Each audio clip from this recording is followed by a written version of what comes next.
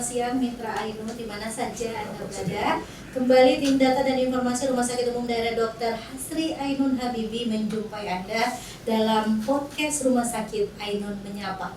Untuk hari ini Selasa 24 Januari 2023 dari lantai 2 kantor Rumah Sakit Umum Daerah Dr. Hasri Ainun Habibi. Dan Mitra Ainun, untuk tema hari ini yaitu peran PPI dalam lingkup akreditasi rumah sakit. Dan untuk kesempatan hari ini sudah ada beberapa orang narasumber bersama saya. Langsung saja kita sapa. Halo, Dr. Johannes Kevin Sinambela, SPP MKED Paru yang merupakan Ketua Komite PPI. Selamat siang. Ya, siang. Apa kabar, Dok? Sehat. Habis pelayanan ya, Dok? Siap. Pasiennya bagaimana hari ini? Ya, cukup banyak, ada tantangan, tapi ya mudah-mudahan kita bisa selesai. Insya Allah. Oke. Dan ada juga Nurse Riwayuni Suripno Escape, biasa dipanggil dengan Bu Nining. Ya, Apa kabar Ibu Nining? baik. Alhamdulillah sehat hari ini. Dan juga ada Nurse Muhammad Rivaldi Escape atau Aldi. Ya. Ya. Ini adalah perawat PPI. Apa itu? Atau yang biasa dikenal dengan IPCN ya? Iya. Ya, apa itu? Jadi PPI dulu ya Ibu. Jadi PPI itu merupakan suatu komunitas yang ada di rumah sakit. Itu dia biasa dibilang pencegah pengendalian infeksi. Pencegahan dan pengendalian Iya, pencegahan infeksi. dan pengendalian infeksi. Jadi di rumah sakit itu ada PPI, ada sosok PPI yang ada di rumah sakit. Iya. Nah, Jadi kemudian kita- IPCN-nya adalah IPCN yaitu orang-orang yang sudah terlatih, yang sudah mengikuti pelatihan tentang PPI, baik PPI dasar maupun IPCN misalnya. Oke. Makanya dia yang bertugas sebagai komite PPI di rumah sakit. Oke. Saya ke Dr. Joe ya, panggilan akrabnya. Mengapa PPI ini menjadi penting? Ya, baik. Terima kasih. PP ini adalah salah satu pilar utama dalam pelayanan kesehatan di rumah sakit ya. Ya. Nah, kenapa penting? Karena tugas yang pertama itu adalah kita selain memberikan masukan, langkah-langkah kebijakan kepada direktur dalam sudut pandang pencegahan dan pengendalian infeksi. Tentu pencegahan dan pengendalian infeksi ini diperlukan supaya lagi-lagi rumah sakit tujuannya adalah memastikan yang pertama keselamatan pasien, ya. Yang kedua adalah pelayanan yang paripurna atau yang bermutu, begitu ya. Jadi keselamatan dan mutu pasien. Yang ketiga tentu tidak kalah penting adalah kita memberikan masukan supaya rumah sakitnya punya biayanya rasional, begitu ya. Jadi seringkali karena ketidakpatuhan kita terhadap menggunakan APD misalnya, contoh kecil, itu berdampak pada kos. Jika rumah sakitnya nggak sehat secara ekonomi, artinya secara pendapatannya, maka rumah sakitnya tidak mampu memberikan pelayanan yang paripurna. Itu contoh kecil dari sekian banyak yang kami kerjakan, begitu kira-kira.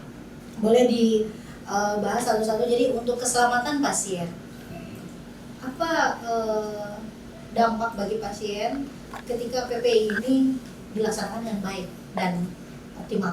Baik, jadi tantangan dalam merawat pasien di rumah sakit perlu kita ketahui lingkungan rumah sakit berbeda tentu dengan lingkungan pasien tinggal ya atau rumah pasien begitu. Tentu semua orang yang datang ke rumah sakit yang meminta layanan di rumah sakit baik polirawat jalan, polirawat inap itu adalah pasien-pasien yang sakit. Sakit ini ada sakit yang bisa sakit yang berbasis infeksi maupun non infeksi begitu ya. Non infeksi misalnya kecelakaan, infeksi misalnya tuberkulosis, pneumonia dan lain-lain. Terkhusus misalnya tuberkulosis Gorontalo itu kan peringkat cukup tinggi ya, kalau saya tidak salah 5 besar, Indonesia peringkat 2 ya, begitu. Jadi contoh misalnya kalau kita dirawat di Bangsal berenam begitu ya, sebelah tempat tidur kita TBC, padahal TBC itu airborne disease. Airborne disease itu adalah penyakit yang dapat ditularkan melalui udara. Jadi ketika saya batuk misalnya ini ya, saya batuk. Nah ini Aldi, ini ya, semua itu bisa kena. Karena airborne disease kalau tata kelola udaranya tidak baik, maka satu ruangan ini bisa kena, tertular walaupun belum tentu sakit ya. Nah, Nah, potensi dia sakit kan ada ketika dia tertular, entah nanti dia sudah tua atau sakit ginjal dan lain-lain. Nah, tugas PPI itu memastikan tidak terjadi atau paling setidak-tidaknya mencegah atau mengendalikan. Diminimalisir. Yes. Nah, atau memang kita sampai bisa tidak Sama sekali. apa-apa. Misalnya contoh hal-hal yang sederhana ya, kita ada namanya memilah berdasarkan transmisi. Ya, kami kenal di situ ada transmisi berdasarkan kontak, ada transmisi berdasarkan airborne disease dan droplet disease begitu ya.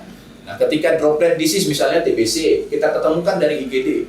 Nah, tugas PPI itu sudah merancang atau membuat regulasi mulai dari panduan, pedoman, SPO dan tentu harus disetujui direktur ya. Supaya ternyata kalau dia TBC, dokternya sampaikan TBC itu sudah berpisah sedari awal. Pelayanan di IGD-nya sudah terpisah supaya tata kelola udaranya itu tidak kena. Misalnya sebelahnya pasien DM nih, yang diabetes, yang dia tahan tubuhnya lemah ya bisa kena kan. Jadi kita punya 2 IGD sudah, IGD respi dan IGD non respi namanya ya, IGD yang khusus TBC. Nah itu ruang rawatnya pun terpisah. Terkhusus memang kita punya tekanan negatif, sisi tata kelola udaranya lebih baik mungkin ya. Satu-satunya mungkin yang punya tekanan udara negatif untuk pelayanan TB di Gorontalo itu Ainun. Ya, karena kita disupport pemerintah daerah dan pemerintah pusat pada saat itu ya.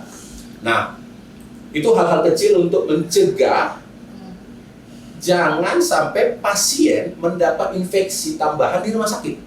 Nah, itu salah satu tugas PP. Jangan sampai saya datangnya ini sakit lain nih, nyampe di rumah sakit tambah infeksi saya dikarenakan apa? Contoh lagi tempat tidur. Tempat tidur itu kan dipakai berulang-ulang ya sama pasien lain ya. Jadi setiap kali pasien itu bahkan setiap hari kita bersihkan gitu, idealnya ya. Tapi kalau setiap hari memang kita sudah pasti bersihkan di sini ya. Entah itu berbasis deterjen, berbasis cairan pembersih yang lain, berbasis klorin begitu. Kenapa? Itu ada namanya infeksi berbasis kontak. Contoh pasien sebelumnya infeksi nih, pneumonia atau apalah namanya, ya. Dia kan batuk-batuk nih, terus pegang-pegang relnya tempat tidur. Ya. Pindahkan ruangan nih kan. Pasien baru datang lagi nih, pegang-pegang juga dalam tempat tidur. Kemudian pegang-pegang mulut, pegang-pegang mata, port di entry masuk kumannya. Ya. Harusnya tadi dia datangnya sakit perut, tambah pneumonia atau radang paru-paru. Apa ruginya? Pasiennya rugi karena potensi untuk meninggal atau potensi sakit parah. Length of stay-nya lebih panjang atau hari rawat inapnya lebih panjang. Kalau lebih panjang hari rawat inap, kita kan pasiennya BPJS, tentu kosnya lebih besar, biayanya lebih besar ke rumah sakit. Jadi tadi kita kendalikan mutu, kendalikan biaya. Nah itu hal-hal yang sederhana. Yang aspek yang kedua tadi dong? Ya, aspek yang kedua peningkatan itu, mutu ya? Ya peningkatan mutu. Ya salah satu peningkatan mutu itu diukur misalnya contoh ya, di Permenkes itu diatur tentang kepatuhan cuci tangan. Ya, di atas 80% kepatuhan cuci tangan. Kepatuhan cuci tangannya ini buat siapa? Tenaga medis petugas atau maupun pengunjung, tapi terkhusus petugas itu yang memang kita hitung. Jadi secara serial teman-teman, nah ini ada 2 perawat kami yang mumpuni, mereka perawat yang satu lebih senior, satu lebih junior, kita ambil karena punya leadership dan lain-lain, kita latih mereka di Jakarta di tempat pelatihan khusus. Jadi mereka ini tim ahli begitu ya. Jadi mereka ini perawat yang dilatih keahlian khusus. Nah, jadi mereka ini sehari-hari kerjanya mencari data itu, surveillance. Jadi menilai teman-temannya. Jadi perawat itu dinilai ya. Jadi ada 6 langkah cuci tangan dan nanti teman-teman bisa terangkan dengan 5 moment, 5 saat. 5 saat. Apa itu? Ya, jadi nanti teman-teman bisa diterangkan ya apa-apa saja 5 saat yang untuk cuci tangan. Nah, itu menekan angka penularan ke pasien yang lain. Nah, jadi budaya cuci tangan entah itu berbasis alkohol, kita sebut hand rub atau hand sanitizer kalau di luaran, atau berbasis air dengan sabun. Nah, dalam konteks itu diatur mutu, itu hitungannya ada, caranya ada, surveillance-nya ada, semua ada. Dan kita lihat nanti dalam konteks kita memberikan rekomendasi juga ke teman-teman manajemen. Ada nih misalnya contoh perawatnya Aldi, ya selalu dibawa berbulan-bulan setelah dilatih, diingatkan, maka manajemen bisa mengambil kesimpulan. Jadi sebagai input juga kepatuhan petugas begitu salah satunya ya. Ya, nanti ada evaluasinya juga ya. Ya, kita setiap bulan dan setiap 3 bulan melaporkan ke manajemen, begitu ya. Dan yang terakhir tadi? Ya, dalam rangka itu tadi, saya sebenarnya sudah singgung di awal-awal ya, dalam konteks biaya yang rasional. Ketika pasien tadi sudah tidak pneumonia, anggaplah misalnya sakit perut, ya, atau mah, gitu ya, bahasa awamnya mah. Dia datang cuma mah, tapi karena tadi kita tidak kendalikan potensi-potensi infeksi yang bisa tertular sama dia, tambah pneumonia atau radang paru-paru, yang harusnya mah dirawat 3 hari bisa pulang, jadi terawat 10 hari, yang harusnya tidak pakai antibiotik, jadi pakai antibiotik. Tentu dalam konteks kita pendanaan BPJS itu kan satu kali datang itu ada budget tertentu ya, Paket ya. paket gitu ya, sehingga yang orang yang harusnya tidak perlu dapat antibiotik kan rumah sakit mengeluarkan kos lagi dong. Ya. Selain ada ruginya di pasiennya kan bisa juga tak sakit yang tambah parah, komplikasi atau sampai meninggal. Nah, hal-hal itu yang kita coba tekan supaya memang rumah sakitnya ujung-ujungnya kan paripurna. Pelayanannya paripurna apa? Dari mulai masuk gerbang sampai keluar gerbang sesuai Permenkes, itu paripurna. Ya, artinya mengupayakan bagaimana pelayanan yang maksimal, Ya. yang sesuai standar. Iya, sesuai standar yang sudah ditetapkan sama kementerian begitu. Oke, saya ke Bu Nining. Tadi kan katanya perawat yang menilai rekan. Jadi kalau yang menilainya Anda nilai oleh siapa? Pak Jo. Gimana? Jadi tugas kita sebagai IPCN di rumah sakit, jadi kan IPCN itu di rumah sakit wajib ada. Jadi tugas kita IPCN setiap hari memonitoring ke teman-teman, bukan cuma perawat, dokter, tenaga lain seperti di laboratorium. Yang dinilai itu apa saja? Yang dinilai itu kalau kita di programnya PPI itu ada 2 indikator mutu nasional seperti hand hygiene, kebersihan tangan, sama penggunaan APD. Sebenarnya untuk yang kita nilai, yang kita supervisi setiap hari yang kita audit itu ada 11, tapi untuk yang ke teman-teman, lebih ke pelayanan, lebih ke resiko kepada pasien, keselamatan pasien, itu adalah APD sama kebersihan tangan. Jadi kelihatannya kalau sama rekannya ini Bu Nining seperti CCTV berjalan. Kalau lihat Bu Nining, awas. Iya. Seperti itu atau gimana? Jadi Apakah memang pelan-pelan kita menciptakan budaya kerja yang sesuai dengan standar, yang sesuai dengan SOP. Contoh kecilnya misalnya hand hygiene. Hand hygiene itu kita memang sudah ada di standar Permenkes ya, Permenkes 27 2017. Kita harus lakukan 5 momen. Nah, 5 momen itu. Jadi setiap teman-teman ketemu di ruangan, mau perawat, mau dokter, mau tenaga lain. Jadi setiap visitor, setiap melakukan tindakan itu harus lakukan 5 momen. Jadi 5 momen itu ada 2 sebelum sama 3 sesudah. Sebelum kita kontak dengan pasien, kemudian sebelum kita melakukan tindakan, setelah kita kontak, setelah kita terkena cairan tubuh, sama setelah kita keluar dari lingkungan. ya, nilainya gimana ya? Kan itu kan diri kita sendiri yang melakukan. Jadi bagaimana caranya kita? Apakah kita harus melihat satu persatu setiap saat atau bagaimana? Jadi di kita itu kita IPCN itu sudah ada program kerjanya, sudah ada jadwal hariannya. Kebetulan saya sama Nurse Aldi kita berbagi.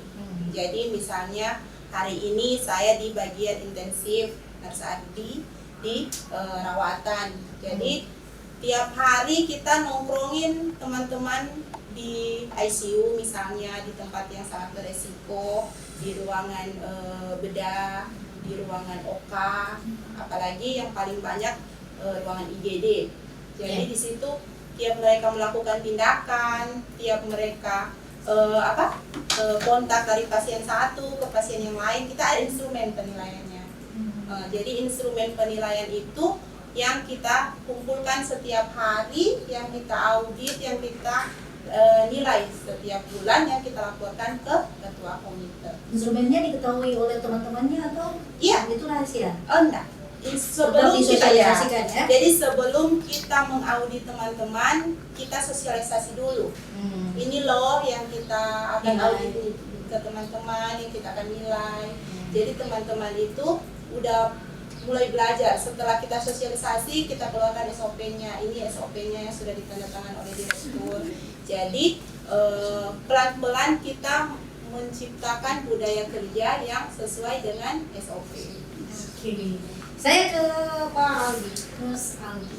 Jadi Aldi, ini kan tugasnya mulia ya kalau saya boleh bilang, karena ini kan menyangkut keselamatan pasien juga dan seluruh warga rumah sakit. Nah, tugas Anda yang tadinya perawat, artinya tugas rutinnya itu apakah jalan juga atau Anda fokus untuk menjadi perawat PPI? Jadi kita kalau udah di PPI itu salah satu tugasnya atau salah satu syaratnya sesuai dengan Permenkes itu kita harus punya waktu. Jadi di luar pelayanan di perawatan. Ya. Jadi fokus di satu komite, itu komite PPI. Jadi memang tugasnya itu saja ya? Iya. Ah, Jadi ya. tugas kita itu sebenarnya baik sekali. Jadi random. Kita itu keliling tiap hari. Jadi di semua unit kita lakukan monitoring dari bagian laundry, gizi, non klinis kan masuk di non klinis, baik itu klinis dan penunjang lain. Jadi itu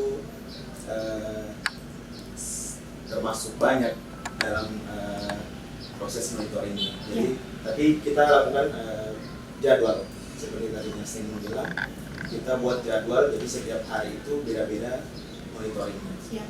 Kalau saya lihat tugasnya cukup banyak ya dan Iya. agak berat juga kalau daripada rutinitas kita sebagai seorang perawat. Apa yang membuat Nurse Aldi ini mau menjadi seorang PCN? Jadi pertama kan saya di ruangan perawatan. Nah sebelum itu saya tidak tahu nih apa PPI, belum tahu apa PPI itu. Terus Dr. Jo sekaligus kepala instalasi di ruangan saya bekerja itu menawarkan kepada saya mau nggak ikut PPI, nanti ada pelatihannya. Nah dari situ Dr. Jo kasih tahu ke saya, coba cari apa itu PPI. Jadi di rumah, pulang di rumah saya Google, saya googling cari apa ini PPI. Ya. Nah saya lihat oh PPI-nya tugasnya ini. Jadi sebelum ikut pelatihan saya minimal sudah tahu apa yang mungkin yang akan saya lakukan ketika saya menjadi perawat PPI. Nah seperti itu. Itu pelatihannya berapa lama? Itu pelatihannya 1 sampai 2 minggu ya. Iya, 2 minggu ya. Oke. Saya ke Dr. Jo lagi. Ya. Dr. Jo, dalam proses pelaksanaan PPI ini itu kan perlu pengkajian proaktif ya setiap tahunnya. Nah, apa ada instrumen tertentu yang dibuat untuk melaksanakan pengkajian ini? Baik, jadi kita memang secara periodik per bulan kita memberikan hasil dari teman-teman IPCN saya, Ya. mereka para para praktisi yang memang sehari-hari di sana. Data-data surveillance, data-data monitoring, data-data kepatuhan, termasuk tadi ada case link tentang limbah, tentang CSSD, tentang laundry, tentang gizi, itu semua dimasukkan. Termasuk misalnya kalau kita temukan kendala, kita biasanya memberikan telah ke pimpinan, langsung biasanya ke direktur. Contoh misalnya kita temukan ada hal-hal yang tidak sesuai dengan SPW yang disepakati, Ya. atau ada hal-hal yang ternyata butuh kita atur ulang. Nah itu kita memberikan masukan ke direktur. Kemudian kita ada rapat per triwulan dengan unsur manajemen, ya nanti kita punya data per bulan itu, kemudian kita kasih pemaparan. Melihat grafik naik turunnya kasus infeksinya, nanti kan ada infeksi HICE ya. Infeksi HICE itu ada 4 ya. Nah, ada 4 ya. Kalau kita sebut tuh HICE, tapi bahasanya sih infeksi yang didapat di rumah sakit. Itu yang gampangnya ya. Nah, infeksi yang dapat di rumah sakit itu apa yang kita nilai? Satu misalnya infeksi pembuluh darah. Entah itu karena pemasangan infus yang yang cuma di tangan, atau yang kalau di ICU misalnya di daerah leher ya. Nah, itu kita nilai. Kalau ada infeksi, sejatinya kan pembuluh darah tidak steril, artinya tidak ada kuman, tidak ada bakteri. Kalau terjadi ada, berarti yang masukin siapa? Ya itu yang itu yang kita cari, itu yang kita nilai, itu yang kita tanya kenapa. Dan kita compare dengan data misalnya kepatuhan cuci tangan petugas di ICU-nya atau petugas di IGD-nya. Oh wajar, kepatuhan cuci tangannya rendah. Kemudian apa mitigasinya? PPI harus bikin pelatihan apakah sambil, atau misalnya kalau ada petugas yang bandel banget ya kita laporin ke manajemen. Tapi itu jarang ya, biasanya mereka mau berubah. Hanya karena mungkin belum paham, belum terbiasa, cuma itu saja. Nah kemudian selain itu apalagi yang kita buat per 3 bulan itu kita diskusi ke manajemen. Gini loh rumah sakit kita Pak, kira-kira gitu ya. Kemudian ini loh bunyi Permenkesnya, ini loh target dan langkah kami. Kemudian nanti manajemen dalam hal ini direktur mengambil kesimpulan, mengambil kebijakan yang mungkin berdampak pada pembiayaan, berdampak pada SPO, kebijakan dan lain-lain. Nah, tools-tools itu yang kita pakai, jadi bukan hanya di level bawah memperbaiki budaya, tapi di level regulasi maupun pembiayaan. Syukurnya nanti di Ainun ini komunikasinya baik ya, ke unsur manajemennya, artinya kami disupport, walaupun tidak 100% yang diminta bisa disetujui, tapi ada progres di sana dan dikasihkan alasan. Misalnya contoh belum disetujui nih dok, dikasihkan alasan, kita carikan pos anggaran di siapa dulu dok, di mana kira-kira teknis ya.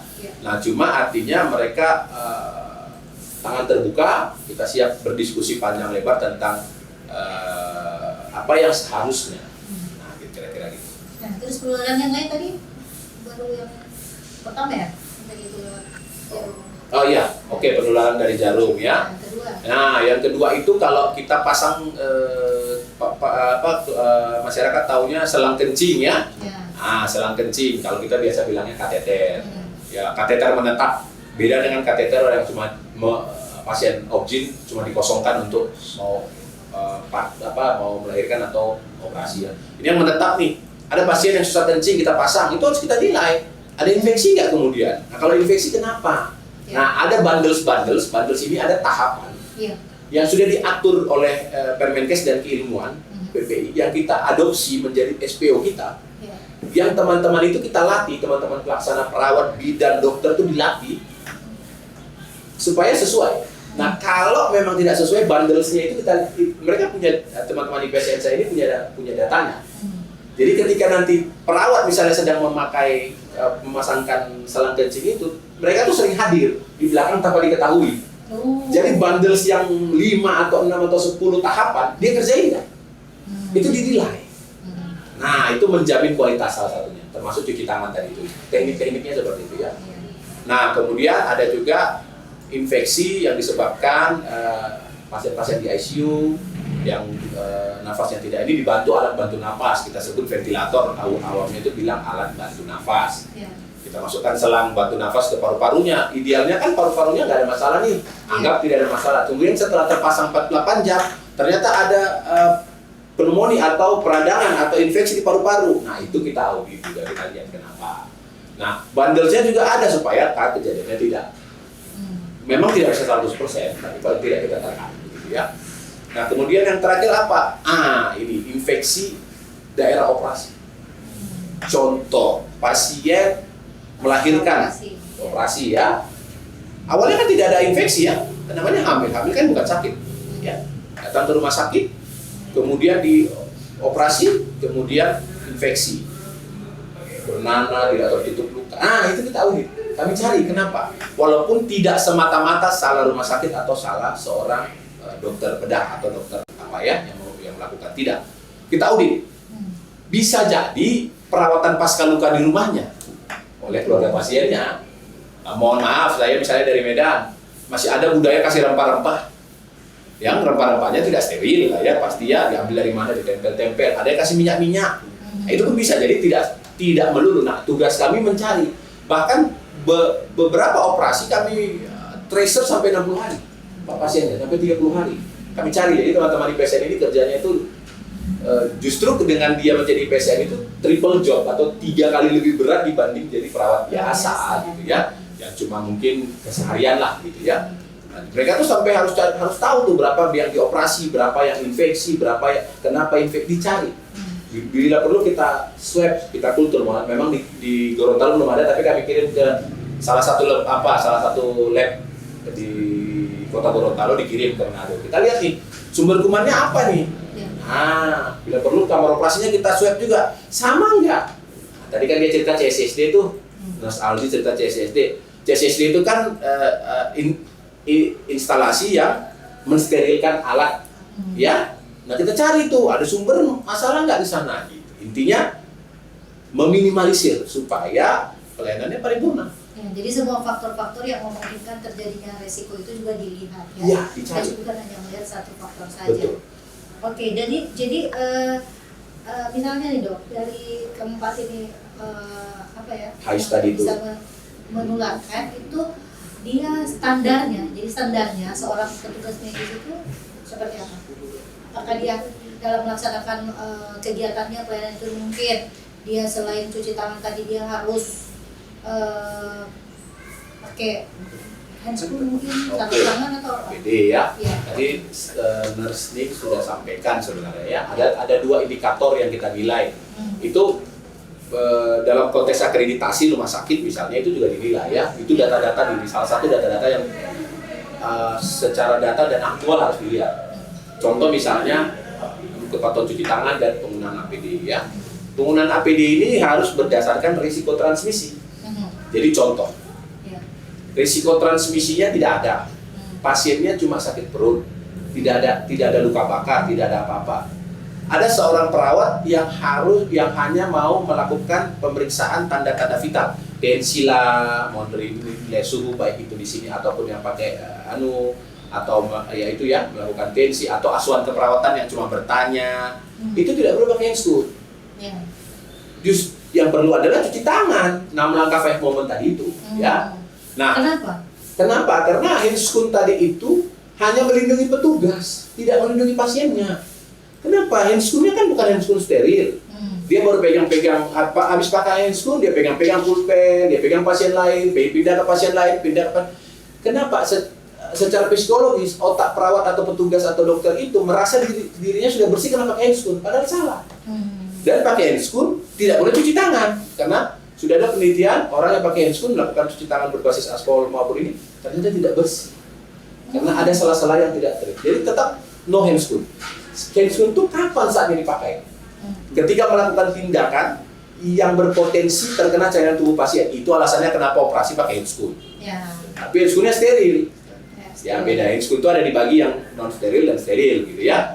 Yang kedua apa? Misalnya melakukan pasang selang kencing, pasang infus ya atau IV line kalau bahasa kami ya, pasang infus, pasang selang makan, atau tadi dokter anestesi pasang selang bantu napas, itu kan berpotensi. Nah itu semua atau membersihkan kontaminasi.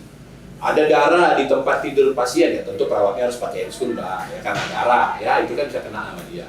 Atau mengambil sampah yang misalnya habis lendir pasien atau pispot tempat pipis pasien itu kan cairan tubuh juga ya itu bisa pakai handscoon. Tapi misalnya cuma tensi itu nggak perlu. Nah, jadi terhubung dia dicegah dikendalikan infeksi dengan cuci tangan yang 6 langkah 5 moment, kemudian petugasnya menggunakan APD sesuai risiko transmisi. Dampaknya apa? Mencegah terjadinya infeksi, juga menurunkan biaya yang tidak perlu, kemudian pelayanannya lebih paripurna. Nah, jadi kami itu harus komprehensif, begitu kira-kira. Jadi itu yang coba kita terus diskusikan, kita diskursuskan, bahkan kita debat manajemen dalam hal ini supaya kita itu kembali ke rel. Permenkes itu sudah jelas nyata bilangnya apa. Nah, kira-kira itu. Jadi itu yang mungkin di rumah sakit yang perlu sebagai apa ya? Teman diskusi begitu. PP itu harus teman-teman ini mohon maaf sedikit ditakuti padahal harusnya ya sebenarnya tidak ya. Kalau teman-teman PPI jalan tuh biasanya perawat-perawat lain tuh udah pada awas ya, gitu kan.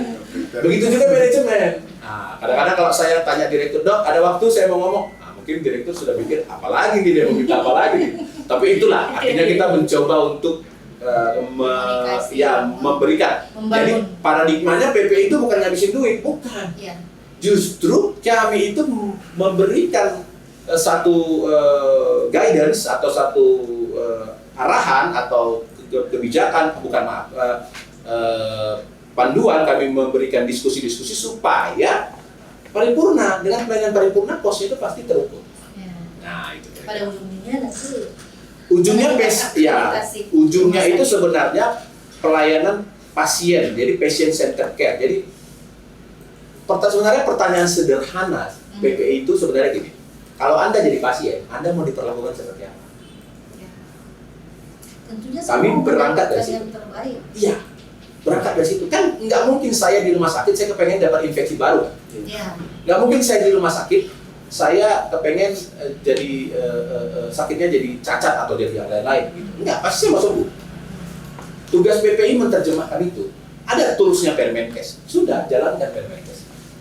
Nah, cuma tantangannya apa? Dalam kacamata manajemen rumah sakit, saya tidak hanya sebut di Ainun ya. Even di Gorontalo, even di Indonesia dan lain-lain, belum menjadi menu utama. Gitu ya. Mungkin menu utama yang lain-lain nih. Nah, ini makanya kami sedang bergerak terus-menerus supaya juga harapannya ini menjadi kami komit dengan manajemen. Kita kerjakan nih PPI yang benar-benar supaya di tahun-tahun depan menjadi pusat. Ya, pusat apa? Pusat rujukan Ainunnya. Jadi kabupaten kota itu boleh belajar. Nah, bukan mau mengajari, diskusi kita. Boleh sini bareng-bareng kita diskusi. Tapi ada contohnya. Belajar bersama. Tapi ada contohnya dulu nih. Ya. Nah, contoh yang sederhana ya. Kami dengan teman-teman nurse IPSN saya ini, 2 orang yang hebat-hebat ini, kami mengadvokasi ya implementasi Permenkes dalam misalnya dalam terhadap sarana cuci tangan. Sarana cuci tangan kan ada 2 nih, berbasis alkohol, hand scrub atau hand sanitizer disebut masyarakat, atau berbasis air dengan dengan sabun, tentu pakai wastafel dan lain-lain ya. Nah, dalam konteks misalnya berbasis cuci tangan, Ainun baru-baru saja goal kita punya request begitulah ya, kita punya permintaan ke manajemen, 1 bag 1 hand scrub. Jadi setiap bed di rumah sakit kita mungkin average antara 160 sampai 180, nanti tergantung konfigurasi. Kita itu semua punya. Jadi nggak ada alasan fasilitas. Nah, itu wujud manajemen mau ikut. Oh, ternyata PPI ini ada gunanya. PPI ini perlu, PPI ini harus. Nah, jadi harapan saya sih ya teman-teman PPI yang di luar sana juga lebih vokal. Maksudnya vokal itu bukan demo nggak ada ujungnya. Ayo kita diskursus, kita ngobrol, kita diskusi dengan manajemen. Ayo diskusikan Permenkesnya, diskusikan kenapanya. Bikin itu logis. Kenapa ini logis? Kenapa ini harus dikerjakan? Sehingga manajemennya tahu nih dalam perencanaan penganggaran, pos-posnya gitu. Tapi yang paling penting mungkin kita harus punya database dulu ya. Kita Ya. punya data awal dulu. Betul. Untuk bisa melakukan evaluasi atau kita melihat sejauh mana progres Ya. kegiatan yang sudah kita Betul. lakukan. Oke, saya mendengar ada istilah ICRA, Infection Control Risk Assessment. Apa itu? Alin. Jadi IKRA itu ada terbagi 2 kalau kita di PPI. Jadi ada untuk IKRA program dan IKRA renovasi bangunan. Ya. Program seperti apa? Ya. Jadi ICRA itu kalau sendiri apa? IKRA itu Infection Control Assessment. Iya. Jadi di IKRA itu saya ke IKRA program dulu. Nah, IKRA program itu salah satunya tadi sudah dijelaskan sama Dr. Jo, sama Nurse Nini, itu hand hygiene.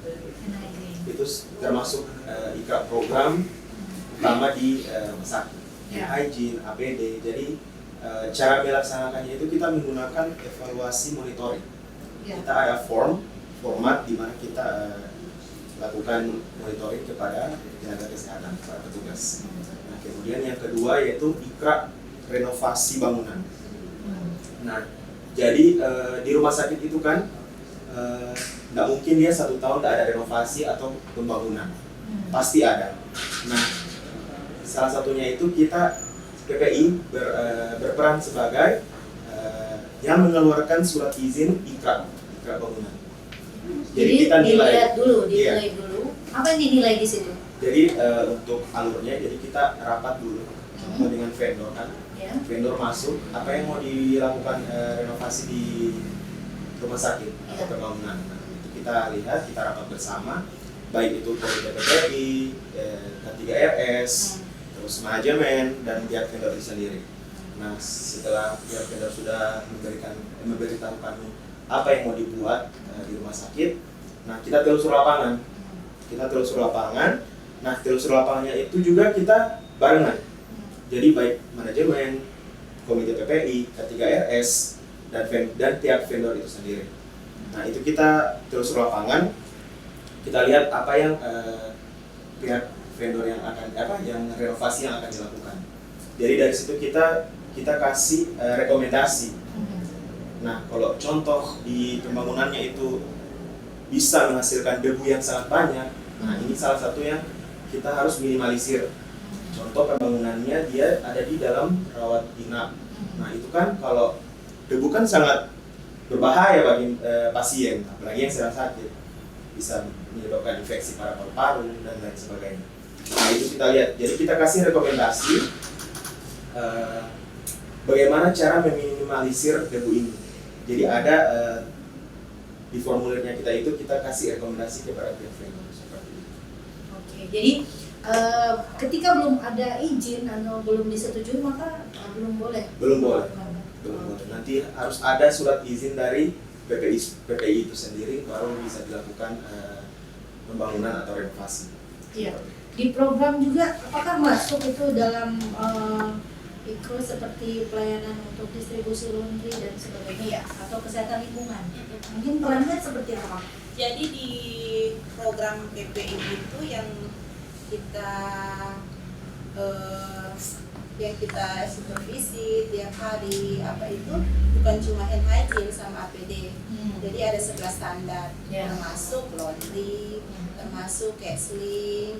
Jadi apakah teman-teman di ruangan sudah membuang sampah sesuai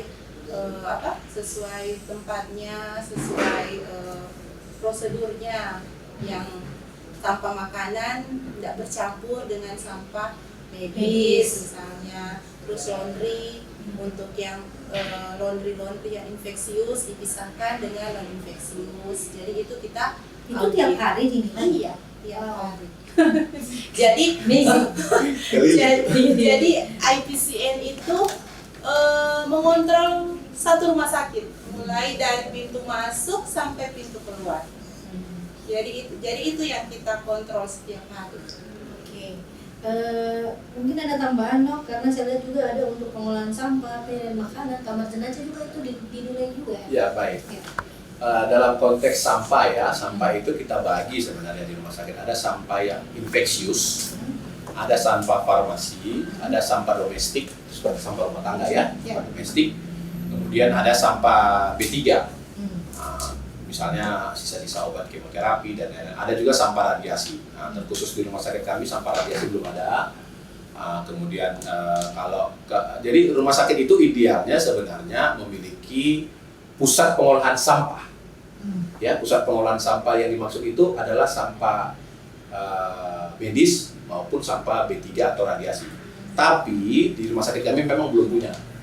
Ya, ini belum punya, tapi kita punya kontrak kerjasama dengan pihak yang memang memiliki fasilitas itu ya, bukan cuma ambil sampahnya buang di mana-mana gitu ya. Jadi dia ambil, memang dia bawa, dia olah gitu ya. Jadi ada kontrak kita. Jadi pihak ketiga. Jadi tujuannya apa? Supaya misalnya contoh ya, bekas suntik itu nggak boleh dibuang tempat sampah biasa, karena nanti akan nyampe di masyarakat. Kemudian misalnya mohon maaf abang-abang tukang sampah atau siapalah pemulung atau siapalah yang memang kebetulan terkena rupanya bekas pasien HIV, jadi kena HIV, nanti banyak kena HIV di Gorontalo. Jadi itu nggak boleh, strict kita, strict misalnya gitu ya. Nah, itu dalam hal konteks itu. Dalam hal laundry, kita melihat kualitas dari laundrynya, alur, ya. Misalnya contoh itu kalau kami bilang tuh laken ya, kalau bahasa awamnya spray tempat tidur, ya. Spray tempat tidur, kalau udah kena darah, ini teman-teman ini bakal cerewet ini. Pelaksana mungkin lupa nih, kenapa nih masih ada darah itu, nggak boleh, kamu harus ganti. Walaupun baru diganti tadi, kan udah kena darah, boleh ganti. Nah, pencuciannya, processingnya kita lihat sesuai dengan kaidah-kaidah nggak, atau tetap masih sembrono. Karena alat laundry kita berbeda. alat laundry-nya itu tidak seperti mesin cuci yang beredar di masyarakat. Kita punya alat laundry khusus dan syukurnya Ainun sudah punya 2 ya. Dipisah, laundry infeksius non infeksius. Menggosoknya saja kita punya suhu tertentu. Dan itu ada alat khusus, bukan gosokan biasa kayak di rumah gitu ya. Packingnya, distribusinya, nah, gitu juga CSSD, pensterilan alat. Nah itu diatur sedemikian rupa. Lagi-lagi tujuannya mencegah, mengendalikan infeksi supaya keselamatan pasiennya terjamin, mutunya terjamin, biayanya rasional, pelayanannya paripurna. Jadi kalau ditanya kerjanya apa, itu tadi dari A sampai Z. Kamar jenazah misalnya, ya itu tidak luput juga dari kami fasilitasnya, ya. Kemudian apakah sudah menerapkan prinsip-prinsip PPI di sana? Cuci tangan nggak dia habis mohon maaf pegang jenazah? Memang jenazah sih tidak akan terinfeksi ya, tapi petugasnya kan bisa terinfeksi, masih hidup kan petugasnya. Tapi jenazahnya memang tidak ya. Artinya kalau jenazahnya kena infeksi ya bukan jadi ada apa-apa kan. Tapi kan habis ini korek-korek misalnya jenazah habis dimandikan lain-lain, dia nggak cuci tangan, kemudian makan, ya itu juga kan gitu. Nah, atau dia terpercik, misalnya dia habis bermandi-mandikan terpercik di matanya, itu kan harus ada eye washer gitu ya. Eye washer. Jadi banyak memang. Semua kalau ditanya apa saja, limbah, instalasi limbah medis, kita harus lihat. Jadi misalnya contoh tadi Mas Aldi bilang, contoh misalnya manajemen memutuskan ruangan tertentu untuk menjadi fasilitas tertentu. Yang kita lihat ada potensi limbah B3. Ya, misalnya ya. Terus kita lihat tidak ada instalasi IPA limbah B3. Sementara berpotensi dibuang. Kita nggak izinkan ruangan itu, nggak boleh. Cari ruangan lain atau tambah instalasi limbahmu. Gitu. Atau yang lain-lain. Jadi kita itu kayak kayak pengawas, prinsip-prinsip mirip-mirip, tapi walaupun kita bukan pengawas ya. Kita itu teman diskusi sebenarnya. Nah, kalau struktur organisasi itu kan komite itu adalah perpanjangan tangan direktur sebenarnya, memberikan masukan langsung ke direktur. Jadi kita tuh teman diskusi, teman diskursus begitu ya, teman berdebat lah.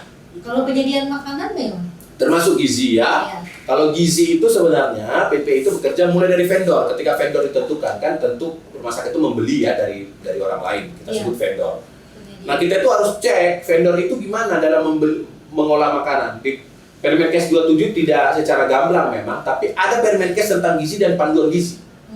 Kita ulas, jadi kami cuma bukan hanya baca Permenkes 27, Permenkes lain-lain kami baca. Yang sehubungan dengan PPI ya. Contoh misalnya, ikannya kelihatan sudah tidak segar, insangnya kelihatan tidak segar, ikannya kelihatan sudah gampang hancur, ikannya atau keras sekali seperti ikan di formalin, itu ada SPO-nya di instalasi gizi. Yang nilainya juga tim ini? Iya, salah satunya kami bisa menilai, tapi keseharian paling banyak itu instalasi gizi. Biasanya kami ngambil sampling, kami sampling biasanya ya. Pas datang barang mereka telepon datang ikut gitu. Tapi paling banyak itu instalasi gizi mereka kerjakan. Tapi itu waktu membuat SPO-nya kita terlibat. Nah, jadi jangan sampai ikan yang setengah busuk atau busuk kan infeksi juga dong pasien kita nanti. Misalnya penjamah makanan itu kita cek kukunya nggak boleh panjang, nggak boleh kotor, harus pakai masker, harus pakai nurse cap atau topi ini supaya rambutnya nggak jatuh. Terus kita cek ada nggak lalat di daerah itu, kita cipta kondisi. Misalnya contoh Ainun ya. Ketika saya masuk di sini, ya instalasi gizinya masih seadanya. Kemudian ketika kami terbentuk, kita komitmen dengan manajemen, kita sampaikan Permenkesnya, kita sampaikan desain-desainnya. Ternyata manajemen mau.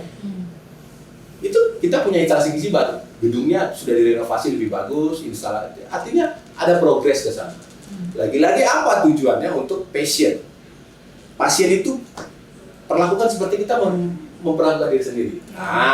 Gitu. Jadi makanannya kita buat bagus dan lain sebagainya. Jadi itu penting, gitu ya, penting. Nah, nanti teman-teman bahkan PPI bilang nih, boleh nggak bagian penjamah makanan kami atau yang bagian koki atau masak itu dilatih oleh koki-koki yang bagus. Kenapa? Gitu. Supaya apa? Supaya mereka tahu, ternyata nilai gizi satu makanan misalnya itu kan penting ya. Jangan sayur dimasak sampai layu sekali misalnya atau apa. Bagaimana membersihkan ayam misalnya supaya tidak terkontaminasi. Nah, dalam konteks PPI misalnya, kita punya SPO FIFO namanya ya, first in first out. Ya. FIFO ini bahasa Inggris, sebenarnya kalau bahasa Indonesianya itu menyatakan apa barang yang pertama kali kamu beli, itu yang pertama kali keluar. Jadi misalnya beli ayam itu kan bisa jadi 3 hari sekali datang vendor. Jadi jangan ayam yang terakhir datang itu yang duluan dimasak, ayam yang pertama datang duluan dimasak. Jadi dibungkus, kita bungkus-bungkus begitu, ada etiket kapan diterima, kemudian ya kita lihat apakah expired atau tidak atau lain-lain. Jadi banyak. Kalau mau jadi ahli atau intervensi atau klinisi di bidang PPI itu sangat menarik karena ilmunya banyak, kerjaannya banyak, kemudian cakrawala berpikirnya berubah, maksudnya persepsi tanggapan yang berubah. Jadi harapannya sih kalau di Gorontalo rumah sakitnya melek PPI, kuat di PPI, kemungkinan besar kualitas pelayanan di rumah sakit di Gorontalo akan meningkat. Oke. Saya ke Nus nih. Jadi ini efektif sudah berapa lama? Efektifnya kami di-startkan mulai Agustus. Jadi sudah berapa bulan ya? 7 bulan. 7 bulanan ya? Iya, 6 bulan lah. Ya, jadi selama kurang lebih 6 bulan ini dari beberapa aspek tadi ya yang sudah kita bahas sebelumnya, ini menurut Anda yang masih perlu banyak PR-nya, banyak yang perlu diperbaiki dan sebagainya itu gimana? Kalau menurut saya semua aspek sekarang sementara kita perbaiki. Ya, mulai dari standar yang paling standar sampai dari depan sampai belakang kita perbaiki. Ya, Jadi apakah dia dari sumber dayanya, misalnya petugasnya, orangnya, atau dari sarananya? jadi itu berbarengan ya. Iya. Jadi saat kita perbaiki orangnya, terus sarananya nggak ada, jadi kan nggak match. Jadi yang kita lakukan sekarang sosialisasi ke teman-teman, terus ke manajemen kita naikkan telaah, dan alhamdulillah untuk 2023 seperti pengadaan handrap tadi yang Dr. Jo bilang, di awal tahun ini bulan Januari kemarin, minggu kemarin kita sudah diadakan oleh manajemen full semua bed di Rumah Sakit Ainun ada handrapnya. Jadi untuk itu tidak ada alasan lagi ke teman-teman. Jadi untuk kepatuhan standar hand hygiene yang kita harapkan itu bisa 100% karena fasilitas yang diadakan oleh manajemen sudah full untuk hand hygiene-nya. Jadi untuk yang lain-lain sementara kita berbenah mulai dari APD, mulai dari bagian-bagian yang lain seperti gizi, CSSD. Jadi setiap hari kita monitoring dan setiap hari kita konsul ke manajemen, dan alhamdulillah manajemen di Rumah Sakit Ainun sangat terbuka untuk kita berkonsultasi. Oke, saya ke Nus Aldi. Jadi yang sering dititik beratkan nih ya dari sejak awal pembicaraan kita ini adalah hand hygiene. Apakah memang efektif dia ketika melakukan cuci tangan itu? Oke, jadi hand hygiene ini memang sangat penting sekali. Hand hygiene itu kan ada 2 cara. Iya. Yang pertama menggunakan cuci tangan menggunakan sabun, terus yang kedua menggunakan hand rub. Nah, itu sudah diteliti. Iya. Nah, di tangan kita ini, di telapak tangan kita ini, itu menurut penelitian ada beberapa kuman yang kalau dilakukan cuci tangan biasa itu kumannya tidak mati. Cuman pakai air biasa Pakai air ya? biasa. Iya. Nah, itu salah satunya kumannya Streptococcus, Staphylococcus epidermidis. Nah, itu nama-nama kawanannya. Iya. Nah, itu kalau nggak cuci tangan pakai sabun atau hand rub itu nggak mati kuman. Makanya hand hygiene ini sangat penting kita lakukan di rumah sakit. Bahkan bukan di rumah sakit saja. Harusnya kalau di rumah cuci tangan pakai sabun. Seperti itu. Nah, iya. Ya, jadi memang ini sangat bagus untuk kita lakukan setiap hari karena memang dengan melakukan cuci tangan maka kita bisa terhindar. Tadi Dr. Jo bilangnya 6 langkah. 6 langkah. Bisa dijelaskan? Ya, mungkin Iya. silakan dicontohkan. Ya, contoh. Nomor Sekali berapa? Cuci lagi. tangan. Oh iya, oke. Mungkin ada yang belum hafal atau gitu. Ya. Oh iya, oke. Jadi 6 langkah cuci tangan. Yang pertama kita lakukan itu lepaskan dulu perhiasan yang ada di tangan. Oh, lepaskan. Iya. Kalau pakai cincin apa jangan sampai lupa. Ya, jadi sebenarnya perawat bidan atau dokter itu tidak diperkenankan memakai perhiasan ya. Kalau perhiasan nanti di pesta saja ya. Kalau di kerja nggak usah. Ya. Jadi kita lepas semua. Ya. Terus ambil handrubnya atau sabunnya 3 sampai 5 cc. Terus langkah pertama itu kita sabunnya kan sudah di telapak tangan nih. Terus kita tutup seperti ini. Kita putar, ini langkah pertama. Ya. 4 kali. Nah, jadi Basahi kalau air dulu ya sambil dia berbusa. ya, jadi beda untuk hand rub sama pakai sabun beda. Jadi ada Oh, yang ini waktunya. apa ini? Kalau yang ini pakai hand rub. Oh, hand rub. Oke. Ya, hand rubnya itu dia 20 sampai 30 detik saja. Iya. Kalau pakai sabun itu dia 40 sampai 60 detik. Total keseluruhan. Iya. Dari Jadi kalau pakai hand rub, Langkahnya. ya, jadi saya pakai hand rub ya. Kemudian hand rub ya. Jadi kita putar 1, 2, 3, 4. Terus langkah kedua punggung jari 1, ya 3, 4. Terus sela-sela jari. Iya. Sela-sela jari itu 1, 2, 3, 4. Terus kita kunci. Kalau dulu itu bagian punggungnya masih digosok seperti ini.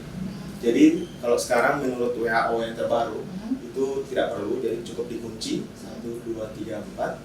Terus untuk jempolnya seperti itu 1, 2, 3, 4. Ambil diusap ya. Iya, Oh, ya. sambil diusap. Terus yang terakhir itu bagian Kuku. kuku atau ujung jari. Hmm. Seperti itu. Jadi di saat ada satu momen kita nggak bikin, berarti kumannya masih ada di situ. Tugasnya nurse ini menilai itu. Iya. Ya. Oh, Ini iya. contoh tadi Makanya tuh, semua. ini perawat Ya. misalnya di lapangan. Hmm. Kerjakan nih mau pegang Ya. pasien. Ya. Kan tadi itu harus kerjakan 6 langkah. Iya. Di belakang nurse cleaning itu udah dalam tanda kutip secara sembunyi-sembunyi, Iya, iya, iya. pura-pura tidak lihat. Itu sebenarnya melihat. Jadi Iya. ketika nanti nurse Aldi itu punya nama barcode sendiri, itu nama sendiri. Dari 6 momen itu mana yang dia nggak bikin? Nah itu total kumulatifnya kita lihat nanti.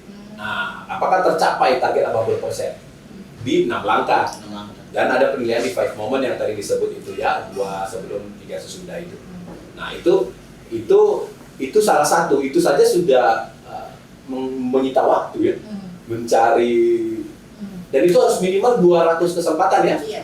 200 berarti satu bulan itu kami harus menilai 200 petugas minimal. Iya. Nah, jadi makanya kalau IPCN saya jalan tuh protokol pada tertib jadi. Apakah tidak ada kemungkinan mereka karena ini jadi objektif, misalnya nurse ini dekatnya ke siapa, jadi ketika dia tidak atau mungkin abai atau lupa melakukan langkah ini, oh iya kata teman kan. Ya, tetap subjektivitas ada. Iya. Tapi kan kita melihat ya, saya juga melihat di lapangan. Misalnya contoh nurse Aldi yang dievaluasi ya, misalnya nilainya 100% terus. Iya. Itu saya sebagai ketua komite kan juga punya trik untuk menilai ini benar nggak. Saya kan juga dokter klinisi, saya visit ke ruangan, misalnya perawat bedah misalnya ya, temannya dia. Atau beliau kan dulu dari kepala ruangan IGD, tentu anak-anaknya lah di IGD itu. Dia bantu-bantu, saya kan juga dari IGD, saya lihat oh namanya si Aldi ini tadi ini katanya bagus ini. Saya keker-keker, Apakah benar? ternyata tidak. Linknya saya panggil. Ini benar atau gimana nih? Nah jadi salah satunya, dan syukurnya sih kalau menurut sampai saat ini tidak, karena kita tidak memberikan punishment ya. Kita ini belum saatnya belum. Kita sedang melakukan budaya. Nanti kalau cerita Ainun ke depan sudah melakukan remunerasi, itu salah satu yang menjadi poin pengurang. Ya. Tapi kalau sekarang memang belum. Tapi ini sedang mengajak, menciptakan budaya dulu, mengajak gitu ya. Nah itu satu hal. Yang kedua, jangan takut, karena kan total kumulatifnya itu kan bukan hanya pada satu orang, 200 kesempatan. Oh iya. Nah jadi kan kalau kita lihat itu saja, justru gini. Ini nanti data ini akan kita compare dengan angka HIS tadi. Contoh, nurse Aldi bikin hand hygiene 100%. Di ruangan, misalnya ruangan apa? Mana? Di ruangan bukan di ruang perawatan TBC misalnya. Iya. Ya. Ternyata ternyata infeksi pasang infusnya tinggi. Ya, jadi tidak Nggak sinkron. Salahnya di mana? Nah, antara kamu ngambil data tidak baik, atau kata temanmu, Iya. atau ada bundles yang lain yang tidak dikerjakan, itulah tugas kita menganalisa. Jadi mereka ini bukan robot yang ngambil checklist benar salah, tidak. Jadi mereka melekat menganalisa. Nah, itu yang nanti mereka laporkan ke saya. Saya tanya proses pola pikir kamu ngambil kesimpulan ini kenapa? Wah, kita diskusi panjang lebar ya. Kadang-kadang saya pressing mereka terus, saya diperas lah gitu. Nah, sampai ada intisari, kemudian kita deal bertiga, kita bawa ke direktur. Ini ketika melihat ini 6 bulan ini evaluasinya berarti nanti setelah 1 tahun. Iya, kemarin kita sudah evaluasi triwulan ya. Ada evaluasi. Ya, ada triwulan. kita triwulan. Ada beberapa yang membuat 6 bulan, tapi kami kayaknya triwulan dan langsung per tahun gitu ya. Nah, kemarin kita sudah kerjakan, nanti ini mungkin tahun ini mungkin kita akan kerjakan yang per tahun, karena ini sudah mulai untuk di tahun yang lalu. Nah, kemudian termasuk apa-apa langkah-langkah untuk tahun ini. Ya. Dokter Jo, apakah setiap rekomendasi dari PPI itu menjadi titah atau dalam artian hukumnya menjadi wajib kepada manajemen? Ya, gini, tergantung PPI-nya yang mana dulu. Iya. Ya, kalau PPI yang berproses, PPI-nya memang sudah diskusi dulu dan berangkat dari dasar literatur ataupun data yang akurat, maka siogianya manajemen dengan. Nah, makanya tugas saya sebagai ketua komite PPI itu diplomasi dan advokasi. Nah, mereka ini yang kuat-kuat di data. Tugas saya itu menjamin data ini bagus, kemudian mendiplomasikan ke unsur manajemen. Contoh misalnya ya, menerjemahkan data itu kan butuh keahlian. Ya. Sudut pandang apa yang mau dipakai, itu yang saya ngomong ke manajemennya. Betul. Oke, baik secara personal maupun rapat-rapat formal maupun informal ya, dengan kepala bidang. Kemudian kami selalu memberikan, mulai per tahun ini saya sudah minta ke teman-teman telaah. Kita kan di provinsi itu kenalnya telaah ya, memberikan usulan dari bawah itu kan telaah. Kita masukkan telaah itu tidak hanya selembar kertas, tapi apa yang kita kutip.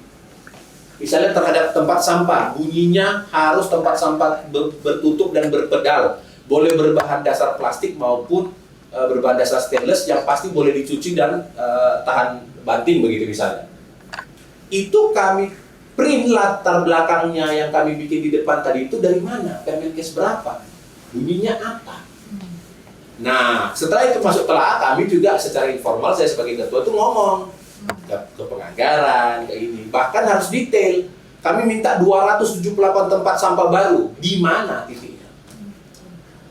Nah, jadi nggak asal-asal gitu. Jadi dengan data yang kuat, kemudian data dari bawah yang kuat, kemudian dasar-dasar hukum atau dasar-dasar undang-undang Permenkes yang kuat, kemudian kita diplomasi, harusnya sih manajemen jadi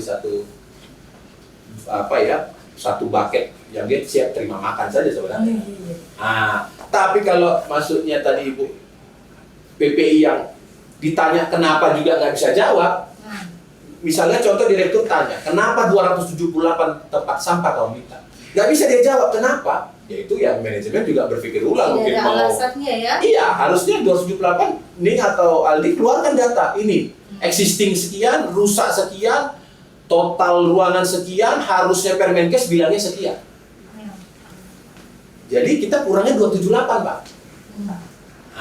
Permenkesnya bilang, kita kasih datanya, fotonya, ini semua. Dan itu wajib dipenuhi. Iya. Manajemen. Manajemen dalam konteks hal ini direktur sebagai pemilik rumah sakit adalah pelaksana Permenkes. Yang saya sebut ini kan bukan kata Dr. Jo, bukan kata Ning, bukan kata Aldi. Tapi apa kata Permenkes? Maka setiap melaksanakan pelayanan kesehatan di rumah sakit harus tunduk pada Permenkes. Jadi kalau ada dengan sadar, nyata, dan sengaja ada unsur pimpinan di rumah sakit mengacukan Permenkes, maka pertanyaan berikutnya dia sedang melaksanakan apa? Jualan rumah makan atau jualan rumah sakit, kan gitu kira-kira kan ya. Jadi kalau ditanya keharusan, harus direktur tuh harus melaksanakan semua Permenkes, tapi kita sesuaikan dengan kebutuhan dan keadaan. Contoh yang tadi itu ya, contoh. Tidak tetap ada skala prioritas. Ya, contoh ya. Contoh yang sederhana saja. cairan cuci tangan yang paling bagus apa? Berbasis alkohol ditambah klorheksidin, itu yang paling bagus. Itu yang dipakai di kamar bedah.